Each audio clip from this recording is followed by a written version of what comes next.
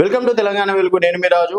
So BJP ఓటమికి గల కారణాలు చూసుకున్నట్టయితే అసలు గతంలో 25,000 ఓట్లన్నా బీజేపీకి వచ్చినాయి. ఈసారి డిపాజిట్ తెచ్చుకోండి అన్నట్టు కూడా రేవంత్ రెడ్డి గారు ఛాలెంజ్ చేశారు. దీన్ని ఛాలెంజ్ గా కూడా కిషన్ రెడ్డి గారు స్వీకరించడం అనేది జరిగింది. తీరా చూస్తే డిపాజిట్లు కూడా రాని పరిస్థితిలో ఈరోజు భారతీయ జనతా పార్టీ ఉంది. పక్కన బీహార్లో బీజేపీ గెలిస్తే ఇక్కడ మాత్రం డిపాజిట్ కూడా రాని దిశగా భారతీయ జనతా పార్టీ. మరి ఇక్కడ మొదటి నుంచి కూడా క్యాండిడేట్ పైన కొంతవరకు వ్యతిరేకత ఒకటి. సెకండ్ వన్ వచ్చేసి టీమ్ యూనిటీ. అంటే బీజేపీ పార్టీలో 8 మంది ఎంపీలు ఉన్నారు, 8 మంది ఎమ్మెల్యేలు ఉన్నారు.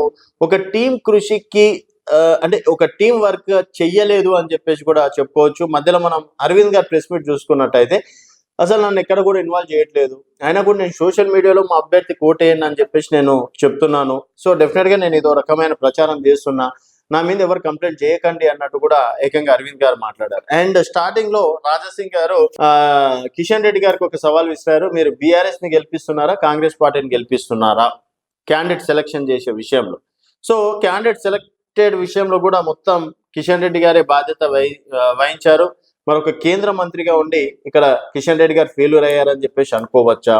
అండ్ రామచంద్రరావు గారు మొదటిసారి అంటే అధ్యక్షుడు అయ్యారు.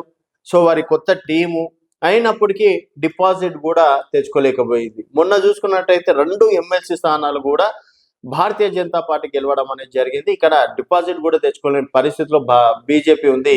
సో ఒక టీం వర్క్ అనేది మెయిన్ మైనస్ గా భారతీయ జనతా పార్టీకి అని చెప్పేసి కూడా చెప్పుకోవచ్చు.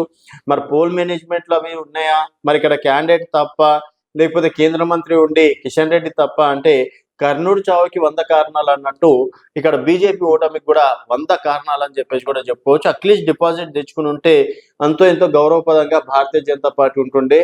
మరి డిపాజిట్ రానంత మాత్రాన Bharatiya Janata party next elections ఏ విధంగానే ఉంటాయంటే, మరి జిహెచ్ఎంసీ ఎలక్షన్స్లలో అయితే గతంలో 48 స్థానాలు వచ్చినాయి. ఈసారి ఎవరిని వస్తాయా? ఈ జూబ్లీస్ ఎఫెక్ట్ ఏమన్నా జిహెచ్ఎంసీ మీద ఉంటుందా? గతంలో దుబ్బాకలో బీజేపీ గెలిచింది, జిహెచ్ఎంసీలో 48 స్థానాలు అనేది రావడం అనేది జరిగింది. మరి ఇప్పుడు కాంగ్రెస్ గెలిచింది జూబ్లీస్ లో.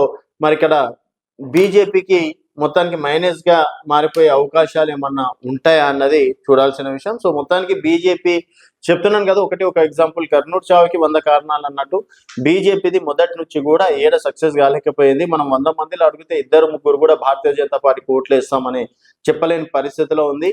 మరి ప్రచారం విషయంలో కావచ్చు, వాళ్ళు మొదటి నుంచి కూడా సైలెంట్ గానే ఉన్నారు. లాస్ట్కి ఏదో 2 రోజుల ముందు బండి సంజయ్ గారు వచ్చి హడావిడి చేసినా కూడా ఈసారి బండి సంజయ్ గారి వాక్యాలు కూడా పెద్దగా వర్కౌట్ కాలేదు. హిందూయిజం వైపుగా వెళ్ళినప్పటికీ ఈసారి బండి సంజయ్ గారి మాటలు కూడా జనాలు నమ్మలేదని చెప్పేసి కూడా చెప్పుకోవచ్చు. ఇంకేమైనా కారణాలు ఉన్నాయని మీరు అనుకుంటే మీ అభిప్రాయాల కింద కామెంట్ రూపంలో తెలియజేయండి. చూస్తూనే ఉండండి తెలంగాణ వెలుగు.